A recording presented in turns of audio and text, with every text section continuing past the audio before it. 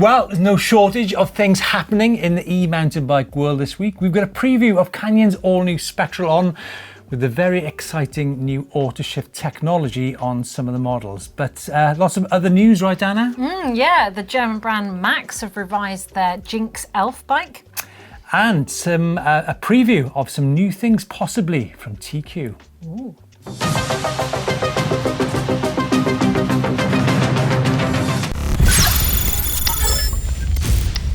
Right, before we talk bikes, let's talk racing because after all, the first E-Enduro World Cup will take place in only a few weeks' time now in Finale in Italy, and news that Fabian Borel, the 2004-2005 World Downhill champion, and also the winner of the first ever EWS in Punta Ala a decade ago, is having a bit of a comeback to racing. He's going to be racing with his teammate Alex Cure on the all-new Strive-On bike. You might have seen the new Strive-On bikes on the channel recently. It's a 160, 170mm bike with the Bosch Performance CX Race limited edition motor. It's obviously a strong contender there to take some of the power stages.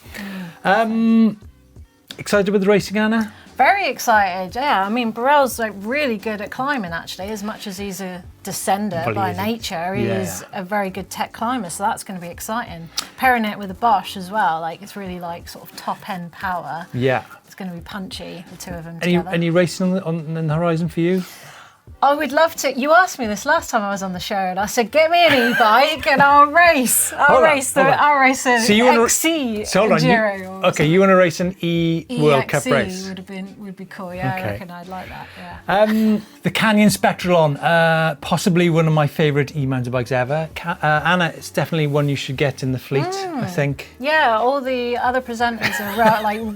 They've all got them. It's the bike. All but me, and they're all keen on that Spectral rather than the others. It's a 150 bike. I think 150. I don't know what's going on in the mountain bike world these days, but 150, 160 is definitely a sweet spot, I think. Definitely, absolutely, yeah. The torque looks like a bit too much bike for me. I think it's a lot of bike, and it's heavy as well. I do like it's heavier. A lighter I wouldn't say it's heavy. It's just a bit, but it's a full-on gravity bike. But Spectral on.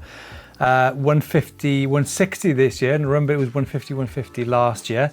I think the big news with this, I'd like to see what you think about this, Anna, is it's one of the models in the range features the new Shimano auto shift free shift technology, which comes with the it's part of the Di2 system with a link glide, a derailleur and cassette on there. I've ridden this in Garda, in anger, on some very technical terrain.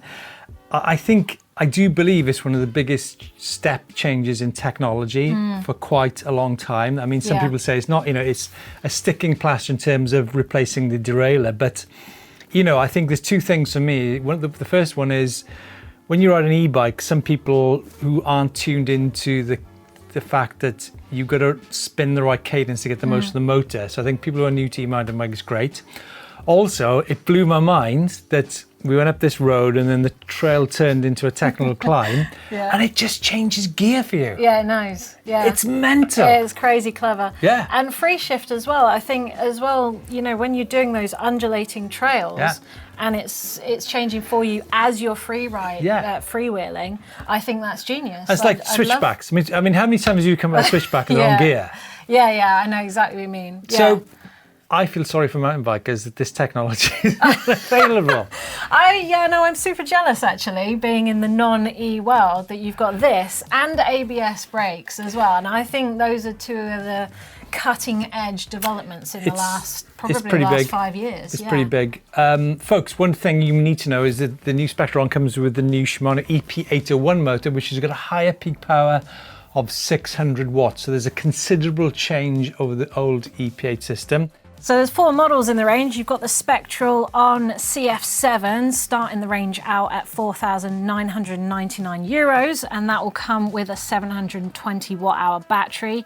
And then the range tops out with the Spectral on CFR Axis model, so the Eagle drivetrain on there, with €11,999 to pay for a 720 watt-hour battery. Or the 900 watt-hour one? Yeah, exactly, for 12,399, which frankly, when some of the other brands have put in mid-range at about 12,000 euros, that's actually but look not at a that bad 7. price, That's is it? 7 there for $4,000. That's a bargain, isn't it? I wouldn't say it's a bargain. I'd say in the E-World, I mean, it's got, surely. you've got the Shimano motor in there. You've got the same battery, same geometry.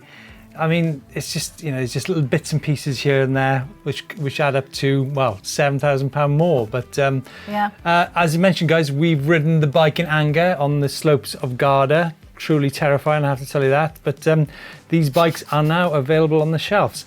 Next up, Anna, the Maxx Jinxx Elf. I've never heard of Maxx. I've never heard of him, but I'm thinking this is an e-bike specific brand, isn't it? That I wouldn't have heard of outside of Germany or e-biking. 27.5 wheels on the small, 29-inch wheels on the medium and large. Fazua Ride 60 motor, remember that's got 65 newton meters, 430 watt-hour battery.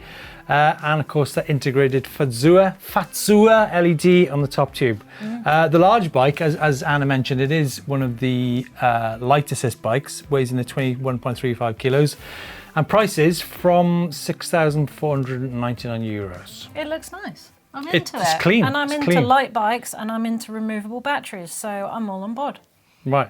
So do you think you'd be more a lightweight e-biker than a? Yes. I've ridden unequivocally.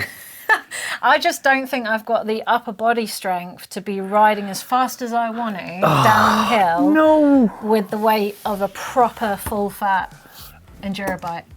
E-bike. Anna, I think there is a video. Okay. There's got to be, right? Of course there is. That's in your head, isn't it? Well, if someone gets this Canyon e-bike that's been lost in the post for the last year, then maybe we'll do a video together. Me and our colleague behind the camera have been lost in Europe for the last month. Course. All right, I'll tell you what, I'll put the order in. We'll do a video soon. But here's the thing. Right? This bike here, it's got, it's got Fazua, so it's said to be lightweight, 21.35 kilos. Yeah. Some full power bikes are sub 20 kilos. Oh. There you go. I'm interested. There you go. I'm interested. To be continued. And to be continued, folks, news this week from TQ. We've seen on their Instagram that Stefan Gloatz has been previewing a new bike. So we'll keep you updated on what developments TQ might have in the future. Alrighty, time for cool places. Great places riding e-mountain bikes. What have you guys been up to last week? This is Rito and Turbo Lever Alloy. What a beautiful spot that is. That's gorgeous. This next one I really like, Anna. Do you? I do like this the is a bit next one. more your moody Welsh kind of view, isn't it? This is Ullswater from John, and he's ridden his Canyon Spectral on up to the top of Helvellyn. This photo was taken halfway up Dolly Wagon, and he rode it back down Styx Pass. That is a big old loop. I've done that myself, qualifying for a mountain guide. Level 3, actually. See, to me, that's what I'm into. Yeah. I love stuff like that. Because it's a bit rough and ready. It's a bit more interesting, isn't it, than just blue sky and mountains? I just like the fact that you're riding unknown trails, and fantastic. Next up is Pat's out in Lewis Peak, Ogden, Utah. Epic climb up to 2,445 meters to reach Lewis Peak. Oof. And then I've got from Morgan here, he's ridden his Santa Cruz Heckler 29er up to Mount Whitney, exploring the trails around that base, and that is from Mount Alabama. Whitney? Yeah. Look this is... Have you been there? Yes, yeah, not far. Wow, that's lovely. That's insanely high. Yeah, well, look, it almost looks like a glacier in the background. Whoa, crikey! Fair play to you. Of course, Alabama Hills. It's that kind of borders onto Death Valley, doesn't it? Do you think you could get up there in one battery? Is he taking spares? Interesting. Good question. Let us know down in the comments below. Let us know, and keep on snapping, folks, because we love your pictures of cool places. Right, time for a bit of feedback, a bit of back chat, a bit of commentary. That's a bit unfair, but we love to hear what you guys have got to think of the videos we make. Some of the technical details or some of the accuracy which needs filling in places. Please get involved. We're more than happy to help out with some of the questions, such as this one from David Arbo, who says, no option for the automatic shifting with the Shimano group set, and that's in relation to into the new Canyon bikes which we featured on last week's show, which was the new Strive, the new Torque, and the new Grand Canyon. Obviously, the Strive and Grand Canyon got Bosch motors. The Torque's got a Shimano motor. But yes, David, the answer is that some models of Spectral, the 150, 160 which we talked about earlier, will have auto shift, free shift technology on that bike. Do you think, now obviously the Strive On was using Bosch, maybe that's more race specific, would you say? I mean, I'm surprised they weren't going to test out that sort of auto shifting for the EDR-E. What do you think? That's an excellent question. Do you not think it would be a benefit? Or? I genuinely think it is. It's like, so basically, previously, the Bosch motor was a little bit more punchy, whereas now Shimano upped the game. I mean, I was at Garda, I climbed some ridiculously technical rock sections, which I was surprised at, which the old system probably would have struggled a bit on. But yeah, the whole business of when you're climbing up through rocks and you're trying to keep your line, and you're trying to change gear, when it takes out that thinking, I think it's faster. I definitely think it's a benefit. So I mean, you know, it's all about performance advantages, right? So yeah, I think it's a great subject, that one. Anton Svelba. I'm going with Svelba. Can you upgrade your old Levo with a new motor? It's probably I'm guessing you're referring to the Levo rather than the Levo SL.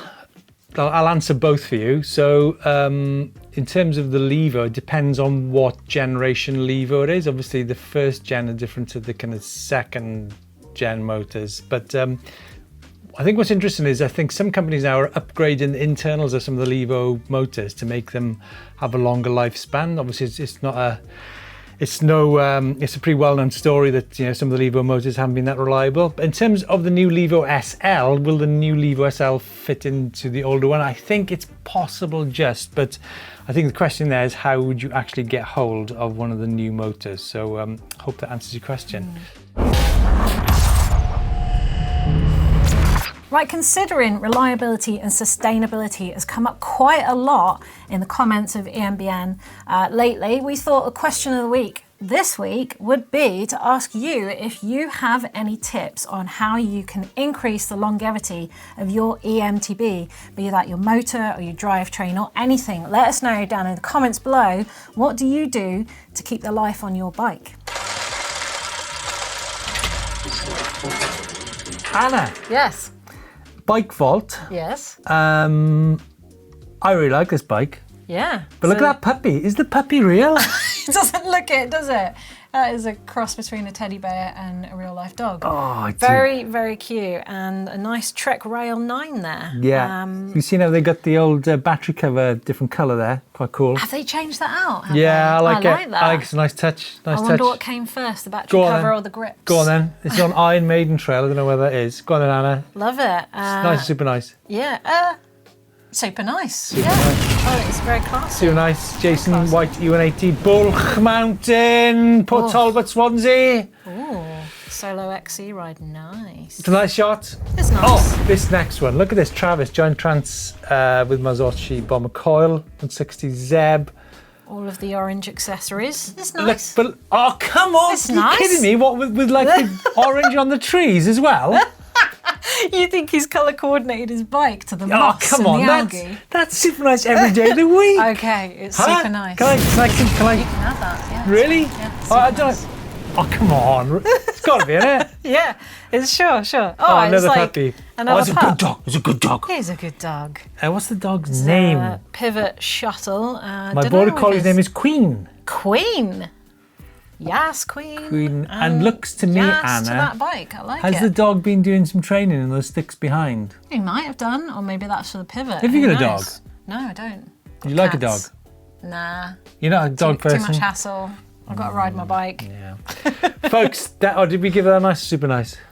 Well, I'd say super nice. Super I like nice. pivots. Super nice. They're a good bike. Guys, some beautiful bikes there this week. Keep them coming. Dogs, no dogs, double bikes, triple bikes, you name it. You name it. And we'll tell you. Or something like that.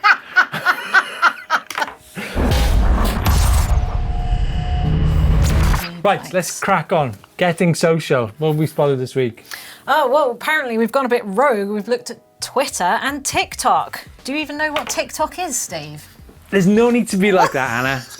So we've spotted Polay, I should say, talking about frame materials on Twitter, which is quite interesting. Something, you've got to pay attention to these little things, particularly on an e-bike. Is it something you consider all the time when you buy an e-bike? I signed up to Twitter carbon a long time ago. Yeah, well, I can't believe you just said that to me.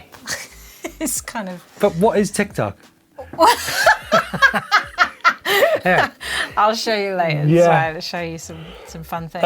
Anyway, Tom Cardy has some serious skills. He's got a nice little Instagram post, yeah.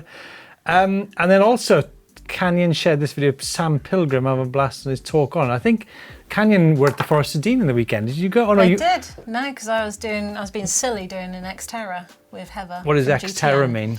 So Xterra is like an off-road triathlon, and Heather did the swim, then I did the bike, and then she did the run. But you'll have to tune in to GTN to find out whether we beat the pros or not. What do you reckon? Did we beat the pros? As a relay, could we match the elite race times? That's what we were going for. Makes me sick even thinking about it, to be honest. Yeah, Yeah, it makes me sick. Look at Tom Cardy doing these nose wheel. Can you do one of those? What's it called? There's a I name don't know, for is it. it An endo? Endo? No, because an endo is just that.